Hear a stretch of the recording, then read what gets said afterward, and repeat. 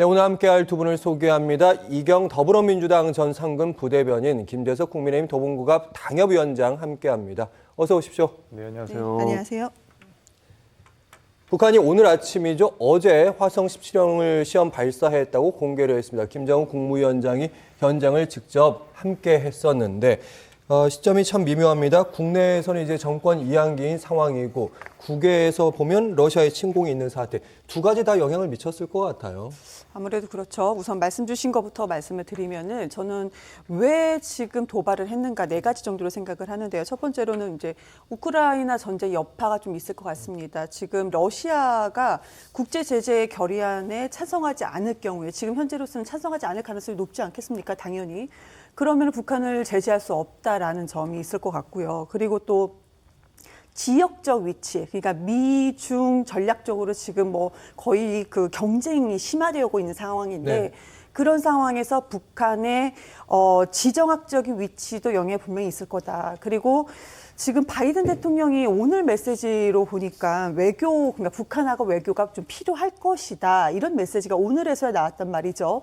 이런 것을 좀 의도한 것이 아닌가. 그리고 마지막으로 윤석열 당선자께서 뭐 선제 타격도 얘기하지 않았었습니까? 그러니까 이런 부분에 대해서도 한마디로 새로운 정부가 들어섰을 때 어떤 반응을 보일 것인가, 북한에 대해서 어떤 기조로 대응 기조를 가지고 있는 것인가. 그런데 또 지금 저희가 지난주에 거의 2주 동안 다뤘던 얘기 중에서 그러니까 용산 군사기지로 청와대 집무실을 옮기겠다 이런 부분에 대해서도 아마 아무 생각 없이 북한이 바라보고 있지는 않을 것입니다. 왜 군사기지인가 이런 생각하지 않겠습니까? 그런 여러 가지 크게는 네 가지 점으로 봤을 때 이렇게 지금 도발을 하는 것이 아닌가 이렇게 생각을 합니다. 네, 우크라이나에 가 있는 미국의 시선을 우리에게 돌린다는 측면, 그리고 두 번째, 일종의 남쪽 간복이라고 이렇게 요약할 수가 있는 것 같은데, 일단 북쪽은 남쪽의 정권이 교체될 때마다 도발을 좀 해왔습니다. 그렇죠. 뭐 바로 이제 문재인 대통령 취임하시기 이후 그쯤에도 도발을 좀 계속했었고 미사일 도발을 했었고 당연히 뭐 박근혜, 이명박, 뭐 노무현 전 대통령까지 줄줄이 이제 이어진 뭐 연례 행사다 이렇게 볼 수는 있을 것 같은데.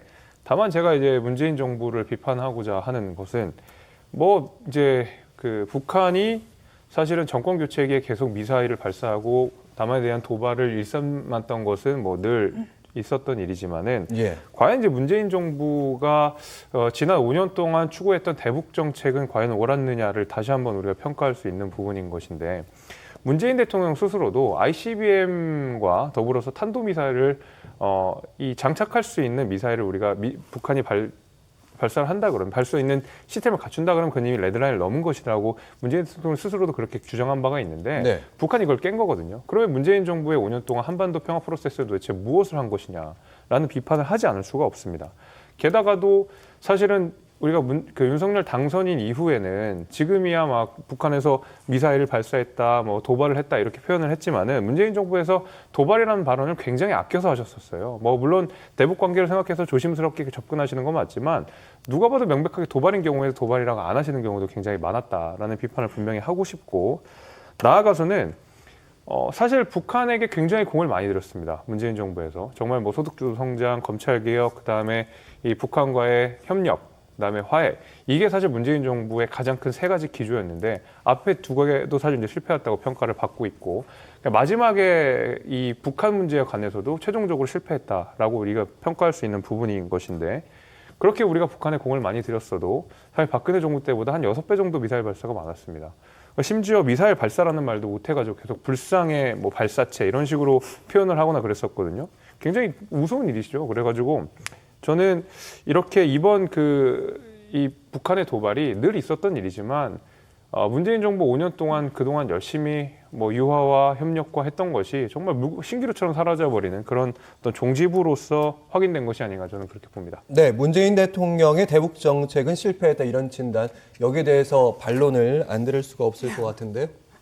아니 실패했나요? 저는 솔직히 북한이 미사일로 지금 도발을 했다. 이 시점이 그러면 문재인 정부의 말이 것이냐 아니면 새로운 정부로 바뀌는 시점이냐 이런 시점에 대해서는 우리가 좀 전문적인 견해가 좀 필요할 것 같아요. 우리가 어찌됐든 간에 우리는 지금 당으로 지금 여기 앉아 있는 거 아니겠습니까? 그런데 우리가 외교 안보에 대해서는 같은 정치권 내에서 이 부분에 대해서 찬반을 논할 필요는 없다라고 말씀을 드리고 우선 새로운 정부 윤석열 정부가 들어서는 마당에 제가 뭐 어떻게 지금부터 비판할 필요는 없다. 그렇다고 해서 그동안에 문재인 정부에 잘했던 점 그러니까 안보 리스크가 떨어졌기 때문에 우리가 경쟁이 성장하는 부분에 분명히 긍정적인 효과는 분명히 있었습니다. 그런 부분에 대해서도 긍정적으로 좀 봐주시고 그 다음에 그것을 기반으로 윤석열 정부는 어떻게 더 발전시킬 것인가 그러니까 안보 리스크도 떨어뜨리면서 그럼 경제 성장은 어떻게 더 할 것인가 좀 긍정적이고 발전적인 방향으로 말씀해 주셨으면 좋겠다라는 말씀 드립니다. 네. 근데 북한이 지금 이렇게 저는 또 이런 것도 있을 것 같아요. 새로운 정부가 들어서면서 제가 아까 말씀드렸던 것을 좀 연장선을 말씀드리면은 도발을 함으로써 존재감을 과시를 하는 거죠. 매번 정부가 바뀔 때마다 항상 도발을 했습니다. 새 정부의 뭐 안보 기조를 다시 보면서 또 거기에 플러스 우리 좀 봐달라 이런 게 당연히 있지 않겠습니까? 그러니까 북한에서 외교를 얘기할 때도 우리 북한이 있다는 것을 좀 봐달라 이렇게 좀 보여집니다. 네. 그러니까 제가 실패했다고 말씀드리는 거는 그냥 걔 주관적인 평가가 아니라 미사일 발사 실험, 북한의 도발이라고 했었던 그 딱 경우만 따져봐도 문재인 정부가 굉장히 지금 북한에 대해서 유화적으로 우리가 공을 많이 들였음에도 불구하고 오히려 남북 관계가 경색되었다고 평가하시는 박근혜 정부 때보다 한 6배 정도가 더 많아요. 근데 과연 그러면 문재인 정부의 대북 정책이 잘 됐다 이렇게 말씀하실 수 있겠습니까? 저는 그거 아니라고 보거든요. 게다가 지금 이제 임기 말뿐만이 아니라 얼마 전만 해도 우리 작년이었나 재작년이었나 남북 그 공동사무소 그냥 폭발해버리고 거기에 대해서 우리 대통령에 대해서 북한의 고위 관계자들이 뭐 입에 담을 수도 없는 상욕을 막 그렇게 하고 있는데 우리가 거기에 대해서 어떻게 대응했습니까? 사실 굉장히 우리 굴종적인 태도를 보여줬거든요. 이제 그런 면에 있어서 그러면 차라리 우리가 유의면 결과라도 잡아놨으면 상관없겠었는데 결국 이렇게 또 임기 말이든 임기 초든지 간에 걔도 이렇게 미사일 발사해가지고 결국 ICBM이랑 핵탄두를 할 수 있는 기술을 지금 완비를 한 거 아니겠습니까? 지금 보면은 정확하게 이후에 동해상에서 발사를 했지만 그게 지금 바로 남쪽으로 방향을 바꾸게 되면 충청도랑 수도권입니다. 그래서 이거를 문재인 정부 내에서도 굉장히 반성을 많이 해야 되는 포인트다. 특히 이제 대북 정책 관련돼서는 우리가 너무 많이 그 북한한테 굴종적인 태도를 보여줬다 이렇게 생각합니다. 네. 제가 팩트만 찍겠습니다. 말씀드릴게요. 지금 조금 전에 미사일 발사 6배라고 말씀 주셨는데요. 정확하게 박근혜 정부 때 4년이었었죠. 미사일 발사가 37번. 문재인 정부가 5년이었는데요. 41번이었습니다. 그러니까 6배라는 그게 기준이 무엇인지는 좀 정확하게 팩트를 확인하고 말씀해 주셨으면 좋겠습니다. 잠시만요. 예, 요 얘기는 시간이 좀 더 필요한 주제라서 네. 나중에 시간에 네. 요 주제만 잡아야 될 것 같습니다. 저희가 정치권 얘기로 넘어갈 수밖에 없는데 지금 정치권 이른바 신구 권력의 갈등이 빚어지고 있는 상황인데 어쨌든 외부의 위협이 발생했으니 내부끼리는 좀 단합을 해야 되는 것이 아닌가 이렇게 뭉쳐야 되는 거 아니냐 이런 얘기도 나올 수 있는데 이걸 계기로 해서 문재인 현 대통령 그리고 윤 당선인 만남이 이루어지지 않을 수 있는 거 만남이 이루어지는 거 아니냐 이런 희망 섞인 전망도 있습니다. 너무 낙관적인가요? 그것과 상관없이 뭐 빨리 뵙는 게 좋겠죠. 아무래도 지금 이게 뭐 남북 문제에 국한될 것은 아닌 것 같고 오히려 지금 최근에 가장 문제가 됐던 것은 감사위원 임명이라든지 하는 총재에 관한 어떤 청와대와 윤 당선인 측의 입장이 좀 첨예하게 갈리는 점 마치 이제 진실 공방처럼 번지면서 감정적으로 좀 격해지는 모양들이 그런 거 있거든요. 그래서 저는 이 남북 이 관계, 그다음에 북한의 미사일 도발 이런 것과 상관없이 여러 가지 지금 산재한 문제들이 있기 때문에 쉽게 지금 이 회동이 이루어지긴 어렵습니다만은 아마 당선인도 그렇고 대통령께서도 그렇고 만나고자 하는 의지가 지금 충분히 있으십니다. 그리고 얼마든지 만날 수 있다는 태도를 보여주시고 있기 때문에 적어도 이 인사권에 관한 문제, 특히 이제 감사위원이라든지 제가 말씀드린 중앙선거관리위원회 이런 아주 굉장히 중요한 직책, 다음 정부랑 같이 발을 맞춰가야 되는 굉장히 헌법기관들의 경우에는 사실 이제 대통령께서 당선인과 충분히 협의를 하고 결정하시는 게 맞다고 보이거든요. 이제 그런 면에서 아마 이 남북 관계를 넘어서 다양한 의제들에 대해서 어느 정도의 공통된 합의점들이 있고 나서 회동이 이루어지지 않을까 저는 그렇게 생각합니다. 네. 일단 그 극적인 전개의 상상력이 아니라 현실로 다가올 수 있다. 이런 해석이 좀 나오는 부분이 일단 이번에 ICBM 발사에 대해서 문재인 대통령이 윤석열 당선인에게 청와대 안보실이 브리핑을 하라 이렇게 지시를 했어요. 손 내민 거 아닙니까? 네, 그렇죠. 이제 문재인 대통령이 이제 윤석열 당선자에게 이게 구체적으로 브리핑을 해야 되는 것이 맞다라는 그런 상황인 것이고요. 그리고 당선인도 그런 얘기를 했습니다. 그러니까 이 국가 위기 안보에 관련돼서는 여야가 없다, 협력해야 된다 이런 얘기를 했습니다. 그래서 말 그대로 두 분 말씀 그대로 좀 이행이 되면 될 것 같습니다. 그런데 지금은 가만히 보면은 인사도요, 두 분이서 직접 만나서 문재인 그 대통령께서도 제3자, 그러니까 참모 없이 단둘이 만나서 얘기할 수가 있다라고 얘기하지 않았습니까?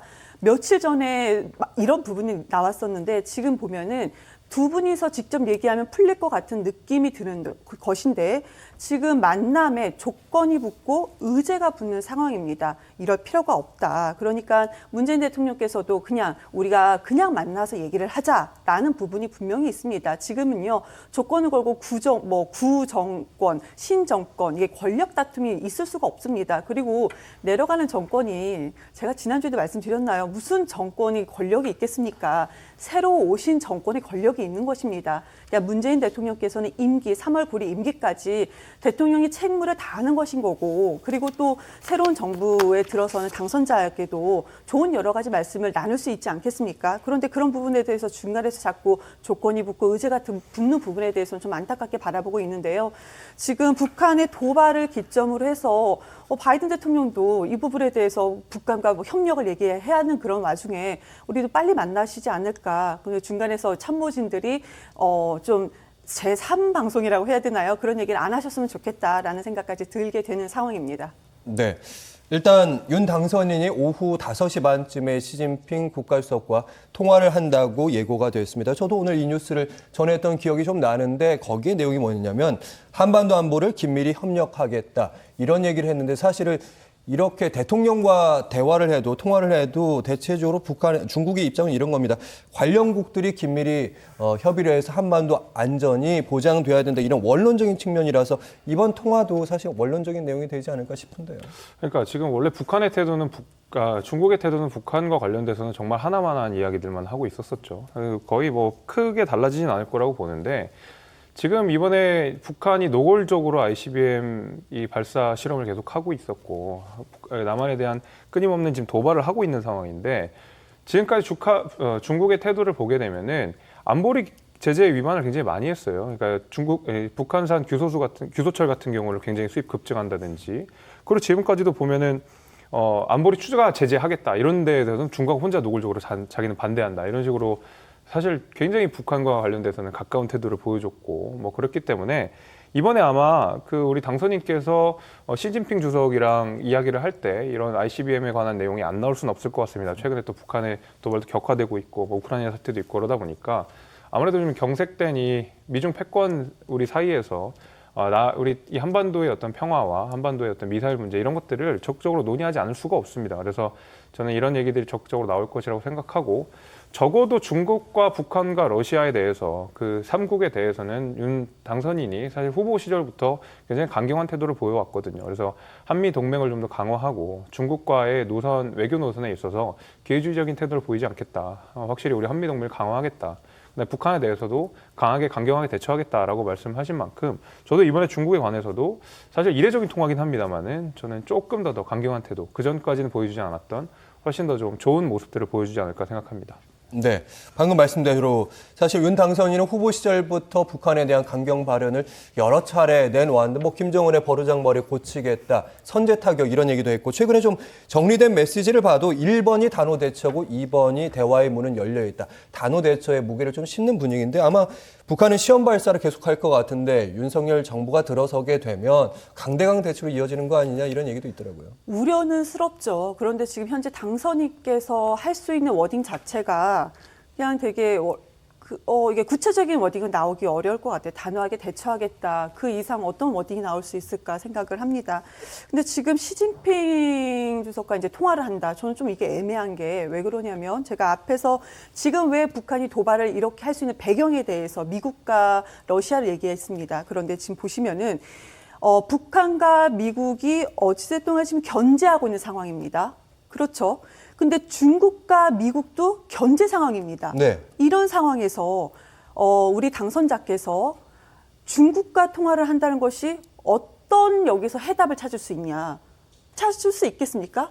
오히려 미국과 통화, 이것은 정말 단순하게 생각했을 때, 오히려 이렇게 단순하게 했을 때 미국과 통화하는 것이 해답이 찾을 일이 더 낫지 않을까, 오히려. 그런데 지금 북한과 미국의 견제, 중국과 미국의 견제인데 이 상태에서 중국과 통화를 한다. 근데 이것은 지금 문재인 정부와 중국의 외교와 지금 나는 앞으로 중국의 외교는 문재인 정부와 다르겠다.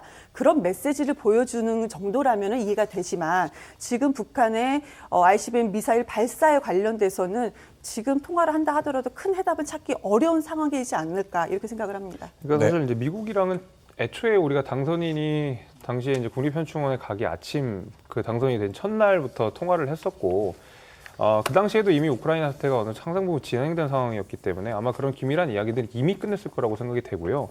근데 중국이랑 이제 통화를 우리가 계속 못 하고 있었던 거죠. 근데 지금 마침 또 ICBM 문제가 대북 문제가 지금 발생이 된 상황이고 그래서 이 논의가 제 생각에는 어차피 지금 통화가 예정이 되어 있고 그러면 당연히 통화 의제 중에 ICBM 내용이 있겠죠. 그리고 문 대통령, 윤석열 당선인께서도 후보 시절에 계속 똑같이 주장을 해왔던 문제 있지 않습니까? 중국에 대한 외교 문제, 북한에 대한 외교 문제, 훨씬 더 강경한 태도를 보여주겠다, 한미동맹 강화하겠다. 적어도 이 노선을 중국에서 모를 리 없을 겁니다. 그리고 ICBM에 대해서 강력하게 규탄하는 상황도 모르지 않을 겁니다. 이건 문재인 대통령 스스로도 강력 규탄을 하는 상황이기 때문에 저는 그래서 어차피 통화가 되는 상황이고 거기에 대해서 지금 ICBM 상황이 된 상황이면 전화통화 내용에 당연히 이 의제가 들어갈 거라고 생각하고 저는 좀 더 강경한 이 메시지를 내실 거라고 저는 보고 있습니다. 제가 짧게 듣겠습니다. 네. 네. 그런데 지금 좋으세요. 지금 강경한 메시지 내는 것도 좋고 통화하는 것도 다 좋습니다. ICBM 관련된 부분도 규탄한다.